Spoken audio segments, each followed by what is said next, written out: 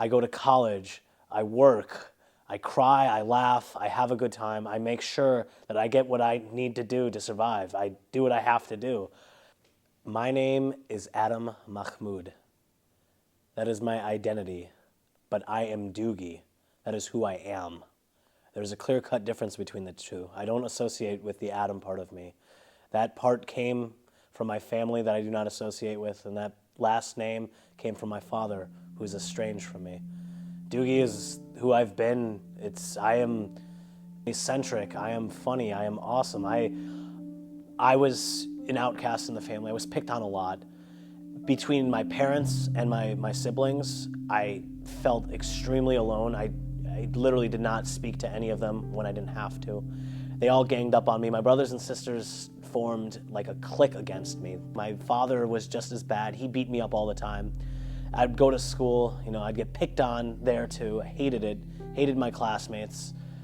I'd come home, same perpetual cycle of just treachery haunting me. It got to the point where I used to stop showering, because when I'd be in the shower, my brothers and sisters would break open the door and, poke and prod at me some more, make fun of me. I stopped showering after that. I used to go to school smelling and smelling more. And the classmates reported again that he smells bad, he doesn't shower, things like that. I remember maybe second or third grade, I got into an argument with my mother. I don't remember what it was about. I think I was outside, past, a certain time or something. Her response to that, she took a belt and she started beating me in the face with it. Not the end of the belt where you hook the belt buckle into, but it was the belt buckle itself. So the actual metal part. And I remember she hit me so hard in the face that she ripped into my cheek and it ripped open and started bleeding. And she freaked out, didn't know what to do. She called my father, and his response basically was clean him up, punish him, lock him in a closet, and let him think about his mistakes and learn.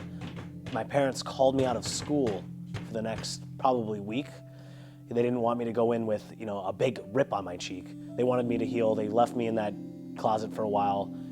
I didn't think it was realistic that a kid should be living in these conditions. But once I finally got out, I, had nowhere to go. And I was like, oh, great. Now I'm going to walk to my park. I was living in a park at the time.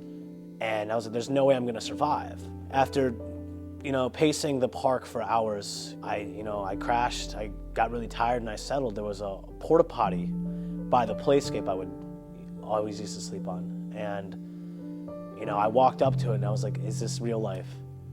Am I really going to do this? I got into the porta potty, opened it up, laid down, had my backpack, used that as a pillow. There was nowhere comfortable. At one point during the middle of the night, I leaned over and my arm accidentally fell into the receptacle part where all the human diarrhea and feces and piss is all just fermenting in the bowl. I fell in and I got part of my hoodie covered in everybody's excrement, and it was disgusting. I didn't know what to do. I left the porta potty, pissed off. I couldn't take off my sweatshirt because it was freezing out. The worst part of the experience now leads to, it was senior picture day. We took our class photo in the gymnasium. Everybody got on the bleachers and sat down, and I sat with my group of friends on the far right side of the bleachers.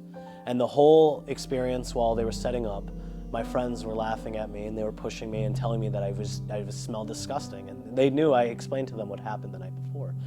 I looked back on it. I have my yearbook.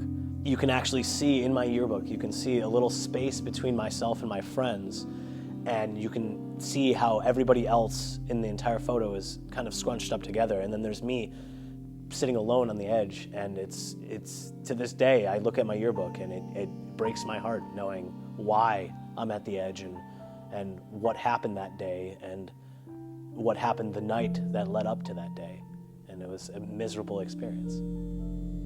When I was a little kid, the thing that kept me away from my awful living situation, the thing that just removed me from society, that my escape was reading.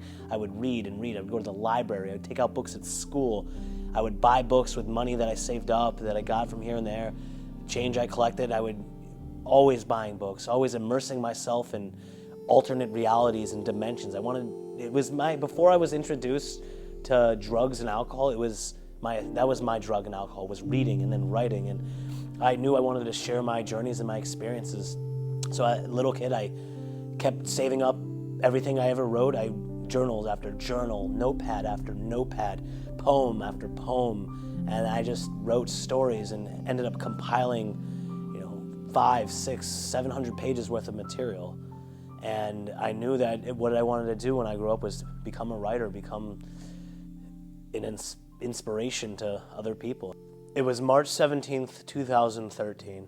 I had a collection of everything I'd ever written in my backpack, which was inside of my car. Always kept that close to me. Never wanted to let my writing get out of my sight. That particular night, I went to a concert. Parking lot was full, so I parked on the side of the road. I ended up leaving my car later that night, or leaving the venue of the concert later that night. Went back to my car, saw that the trunk was pried open, and everything I ever had was taken. They swiped all my poems, all my journals. I actually wrote an autobiography. It was maybe 350 odd some pages long. I lost the entire collection of that. People ask me, why wasn't it saved on your hard drive? My hard drive was in my backpack, which is in my car. That got stolen. It was saved on flash drive. All my writings, the original copies, everything I wrote as a little kid, everything I've written recently, everything was stolen from me. For a while, I was so damaged from the experience of having everything stolen that I swore off writing. I swore I would never, ever write another poem, and I didn't for a while, and then I finally broke out of that, and Southern helped me do that. I realized that I need to continue writing. I need to continue my life, and I can't let it stop and falter from one tragic incident. I'm enjoying it.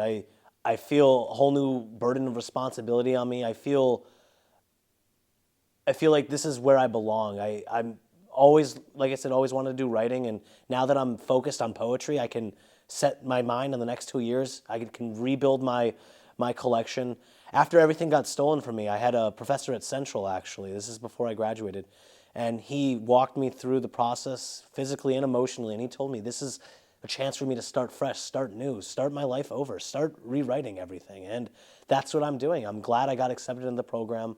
I want to help people, and something is keeping me alive, and I'm here for a reason. The depressing parts of my life, despite all the bad things, I've trudged through. I've made it out of this nightmare, and I continue building a life for myself. I continue making it through this nightmare, and one day I'm going to wake from this nightmare in a dream, and that dream keeps me focused. That dream of the pursuit of happiness, the American dream, living out my life, having fun, making a family, spreading my stories and inspiration, and how you don't have to succumb to your surroundings. You don't have to be a product of your environment. You can live in that environment, but you can escape that environment too. And that's one thing that I want to do, is I want to escape my environment.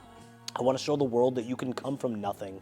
You can make it out alive. You can live in foster care in DCF and have nobody supporting you, but you can find support in yourself. And a lot of people need that. And I want to be that person.